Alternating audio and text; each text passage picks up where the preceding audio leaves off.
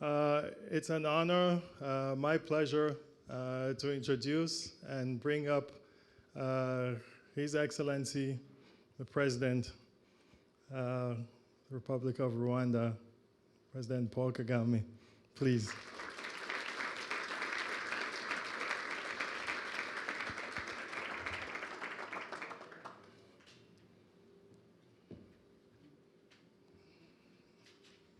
You good? I have your mic for you right here. Stand, you want to sit? We'll sit. Okay. Did you turn it on? Amadou wasn't coachable in the beginning, so he wasn't turning on his mic. So check if your mic is working. Is that excellent? There you go. All right. Wow, what an honor. What an honor. And I want to say that, Excellency, you have been incredible leader, incredible mentor, incredible for all of us on the continent. We see it. We want to do it like how you've done it. I'll start with this question. Bal, you build a gym here in 8-9 months, the vision, and now here's the league. Second time, I'm upset that we couldn't showcase it the first time because of COVID, but it's here now again. What are your feelings? Well, I'm very happy. I'm pleased, but Masai, I think you know where it all started from. He talked about the arena and the speed with which we built it, but every time that comes up, the memory goes back to when you invited us, me and colleagues, to attend the All-Star game in Toronto, and our discussion. But we had been talking about that area anyway. So in a short time, the arena came to a fruition, and then what you also had in mind with your friends, Amadou was part of it, and developing something on our continent, and particularly in Rwanda. So we now see it coming to reality. Bar has also become a reality following the infrastructure we tried to put in place. So my feeling is that of pride and happiness, and that we have done something and it has materialized, and it's going to have impact as regards our young people and the development of talent on our continent. So much as I feel that happy, I'm also thankful to all of you who have been each contributing their part and making this happen. So I'll tell the story for 2 seconds. So we were at the All-Star game in Toronto, and everybody knows it was very cold, that the coldest time of the year, and the coldest winter we ever had. And His Excellency was at the game, and I saw him putting his head down watching the game, and I thought, oh God, I hope he's not cold, or I hope he's not sick, or... Well, it was cold, for yes, sure. Yes. So I asked him, I said, is everything okay? And he put his head up, I'll never forget, and he said, how much does it cost to build an arena like this? And it gives me really great joy to actually think of it that way. And now we have this arena here and inspiring even more around the continent, which is incredible.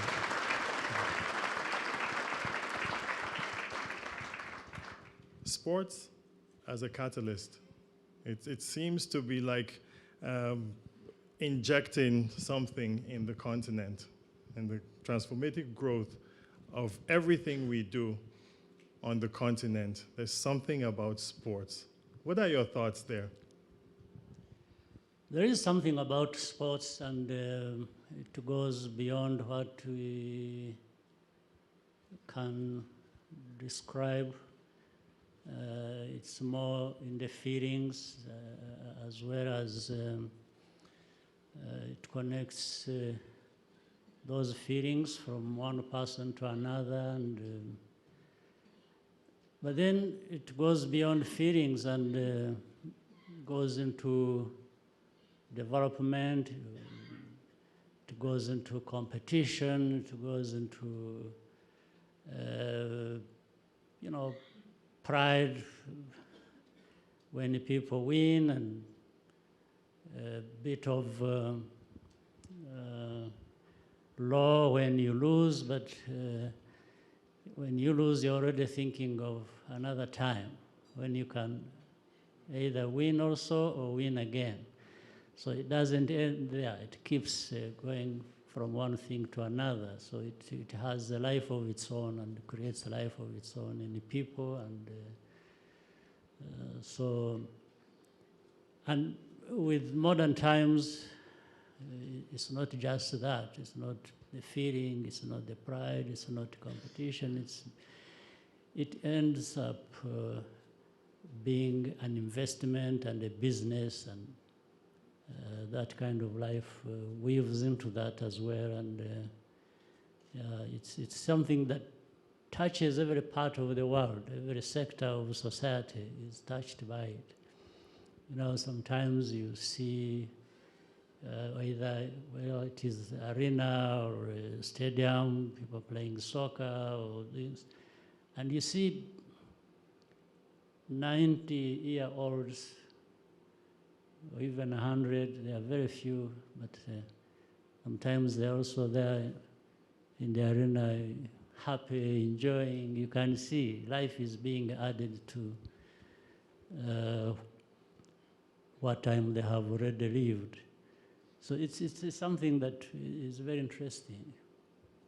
We have, with moving sports forward and what we've been talking about here, we have government, we have the private sector, we have the nonprofit, all these different, really aspects coming together. It seems to be the only way that we're going to make this thing work on the continent, because government is a big part, the private sector is a huge part, and even the nonprofit has really galvanized a lot of the things that we want to do on the continent. How do we make this? How can we make this work? Well, those components you have mentioned, they come together always in many ways. So government has its role to play, private sector, of course. I said earlier, sport is not only an enjoyment that the people in business also like to participate in, but it has become an investment space where people can put their money and get returns as well. But beyond that, there is a feeling that you are contributing to the development of society through talent and other things. So the private sector becomes part of it. Even non-profit, their mission is to improve lives. They feel happy, they feel good when they have contributed to that. And I don't think there is any better place to achieve that than through sports. So always these elements coming together is important. That's what completes the circle that you, in the end, want to complete, to have something building up in a society like ours. So government, though, is so important in the regard of making sure that they create an enabling environment. They can't do it alone. They always want, but to make sure that they facilitate They create an enabling environment. They put a policy in place to help and guide people in their activities. But when it comes to the real investment to flow, then the private sector, I think, has a much bigger role, and the non-profit, because they are focused on these things that make a difference for people and can take advantage of that environment that has been put in place. So it's always you are going to get the best results with all these facets of our society coming together. BAL has kind of used this caravan system around. We've been in Cairo, been in Dakar, now Kigali here. There seems to be an excitement in East Africa here, and DRC joining the East African community. How do you see that really like affecting sports here with these countries here really bringing a lot of energy? Yeah, sports already is being affected by and through individual countries, and sometimes going beyond the neighbors and to other places. But the fact that neighboring countries can come together as a sub-region like the East African community, that means you are bringing what the efforts have been and the progress and success of one nation and the other all together to form a much bigger thing.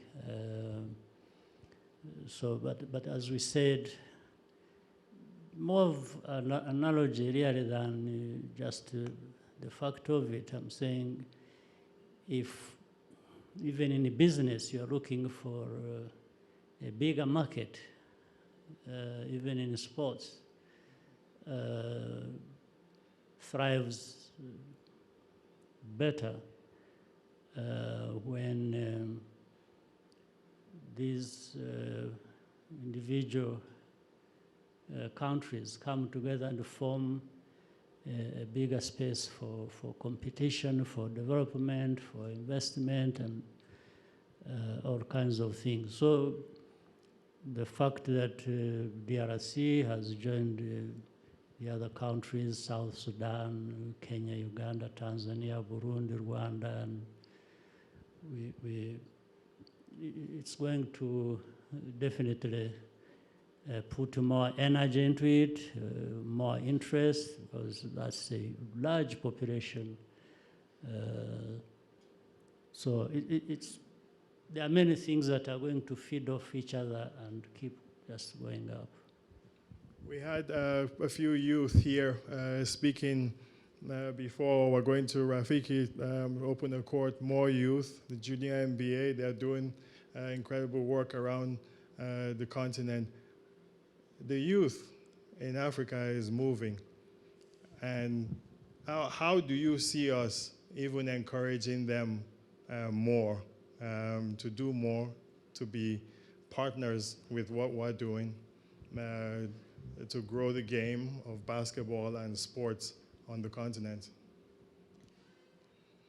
I think what we have to do is give them a little bit to start with that they need, and they will do the rest. Already with the youth, the energy, the talent, the desire to do things, whether it is sports or other things, is there. So all we need to do is really give them a chance and give an injection of some of the little things that are required, even certain basics in some places, like the arena we are going to visit, and it's not as fancy as the other one that we were talking about earlier, but where it is and what it is going to facilitate is huge for that community that can access it near and far.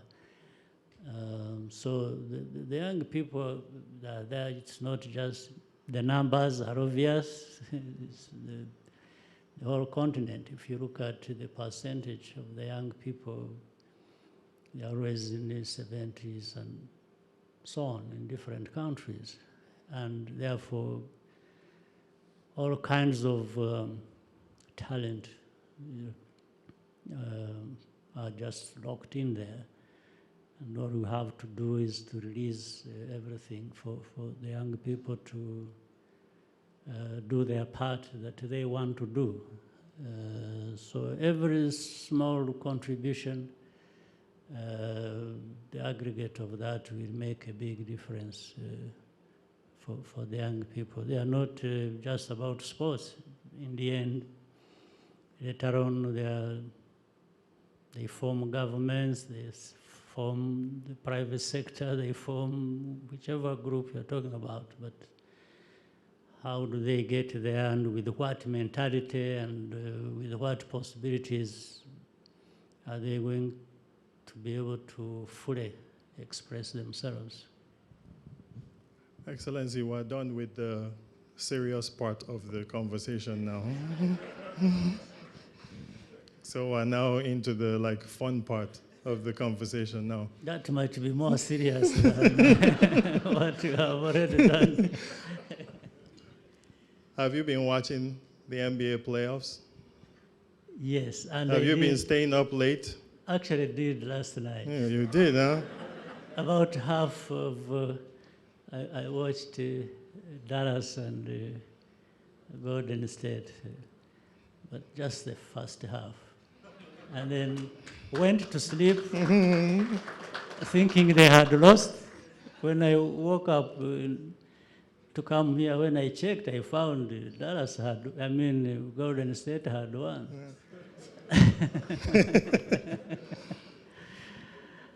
Yeah.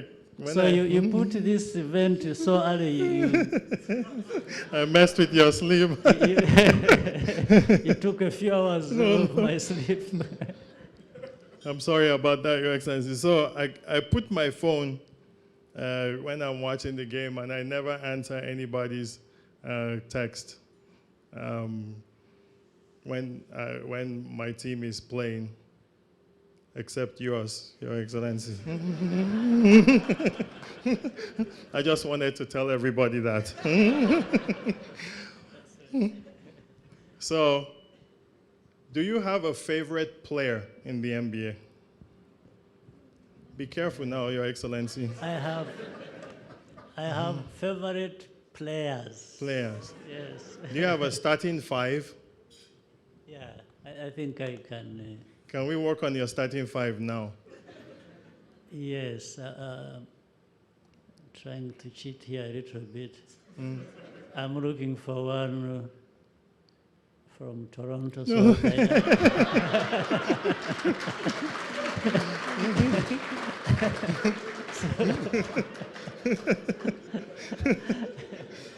yeah. Okay, you're allowed to. In Toronto, I'm a fan of Masai, so I want to see him as a player, not as a manager.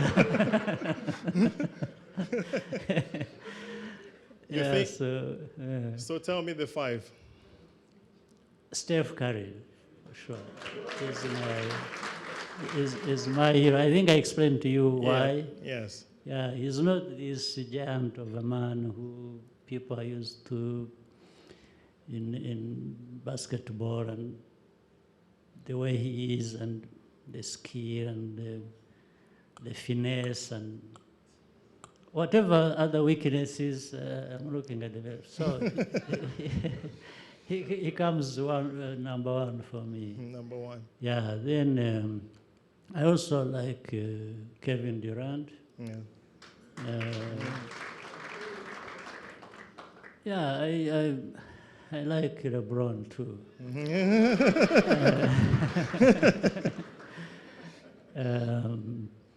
So a couple of others I'm trying to remember, but Yanis. of course. Oh, wow, how can I forget that? Yeah. How could I have forgotten? Thank you for. I'm doing my job now, Your Excellency. At one time, I thought he was coming to Toronto, but Yeah. what happened? If I make any comments now, Excellency, it's going to cost me a lot of money. Ah, So, so with the fifth player, Yeah, maybe I can make a suggestion for you. yeah. Siakam. Yeah, let's just end it with Siakam, right? So this is the most difficult question. Yes. Difficult question of the morning. Your favorite GM in the NBA? Yeah, but I already answered that. I don't think they heard. I thought I had answered it without you asking. So, I thought he was not going to ask, so I offered the answer before you. So I'll ask you your shot. How is your shot looking these days? Because we saw that on the screen there where you made that shot. Yeah. Have you had the opportunity to shoot recently? Not from that time, I haven't. Maybe the last was following the other one. I think this is what we did at the arena. Yes. Yeah, I haven't been practicing, but you never know. It might be better now. It might be better now. Huh? Well, for us, Your Excellency, your leadership, your mentorship, and I think we all need a father, a big brother to lead us the right way. You have shown us that, and I truly believe that I know you give me confidence to walk as an African wherever we are. Thank you. Thank you. And I know I speak for a lot of everybody, not just here on the continent. And I'm so proud for what you've done, what you continue to do, and what you do. And God will bless you. And I'm so proud that you're part of like an unbelievable game, that the help you give us, the friendship you've given us with the NBA, the Giants of Africa, with the youth. For me, it's powerful for us. And we stand in Africa, and we stand strong. And we stand by you, and we continue to go, because this continent will be great. Ladies and gentlemen, His Excellency, Paul Kagame. Thank you. Thank you. Thank you very much.